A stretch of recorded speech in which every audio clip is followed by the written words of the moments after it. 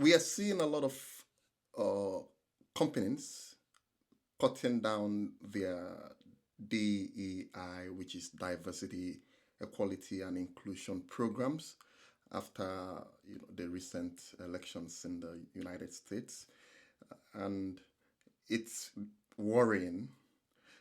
But this goes to show that some of these initiatives that people or organizations have are not far-reaching enough, and it doesn't attack sometimes the problems of inclusion or getting minorities into their organizations. And I've written about this before, where some of these initiatives are always kind of cosmetic solutions, where they project big numbers of people from minorities that have been hired, but in the reality, people like me, immigrants who live in Finland, in Europe, and across the world, don't really feel the impact of this. We are not getting jobs, we are not getting access to places, and this is worrying.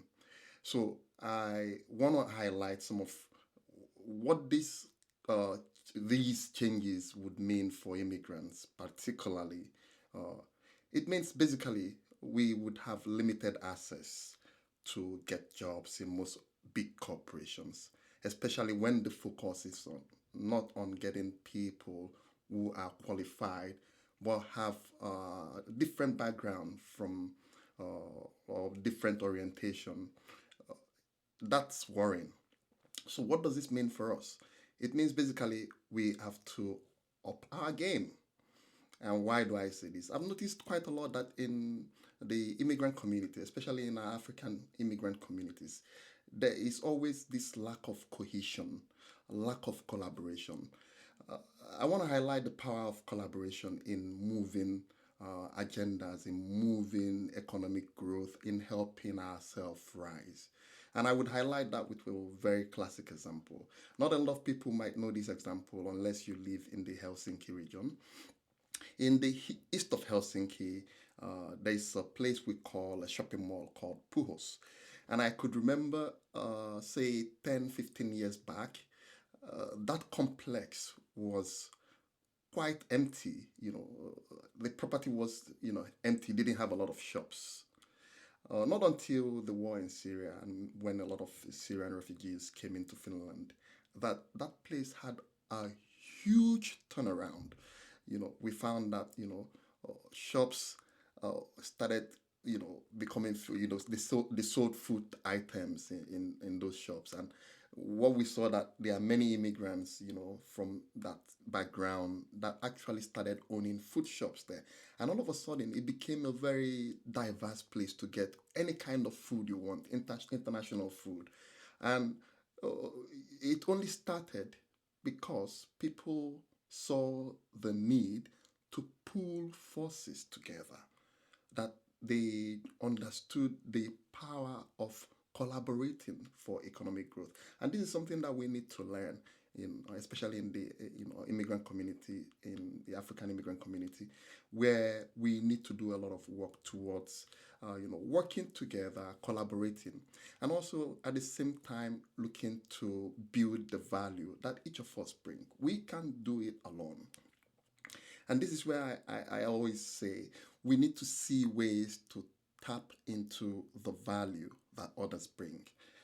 And this is something that we really need to think about. If we think about the example of a diamond, when you see a diamond, in its rough state, I'm sure you would probably, if you're not an expert in that field, would probably throw it away as an ordinary rock. But when this stone is polished, processed, it becomes priceless. The value comes. In the same way, we need to look at how we are tapping into the value that others bring beyond the cosmetics, beyond the statistics, beyond the numbers. And this is seen in most of these companies, withdrawing their DEI initiatives, because a lot of these initiatives, they don't go deep down to address some of the problems that the immigrant community, people from immigrant background or different orientation are facing, because it's not the value that they are bringing that is considered. And when we look at such value, for example, if someone who has migrated here, for example, from Nigeria and has lived here for a period of 10 years, that value is worth a lot, because these people are coming from other places with a different experience. They know more than one language. They understand the culture and the ways of doing things in those places. And when they migrate to a new country, you find out that they start learning a new culture, they start learning a new language, they start learning a new style and ways of doing things. And what that means is they are able to tap into the value, or they are able to create value, not only in their country of where they've migrated to now, but also in their countries of origins. It's really important to really think how these could contribute to an organization, for example. Imagine an organization decides they want to do business or want to get market entry into a country like Nigeria. Who best to help you navigate the hurdles, help you understand the culture, help understand the ways of doing business in that market? It's probably someone who understands your language, understands your culture, can navigate your own ecosystem also. And this is the value of looking beyond the diversity and inclusion and DEI initiatives, because what it means is that we are looking to how we can create value for people, and in return that value would come to us. And often we see that some of these people don't come ready made, like the diamond. It doesn't come polished, but you have to go through that process of polishing it, making it ready. And this is what needs to happen, that we need to look inwards to how we are tapping into the value that the immigrant communities are bringing, so that we can use that value to grow our own value as an organization. It means that we might need to learn new skills on how to communicate in diverse groups, how to handle conflict management, how to handle very difficult conversations, or how to learn new ways of management or see new styles of management and leadership. And this is something that down the line would create a lot of value for organizations. On the other hand, what about the immigrants?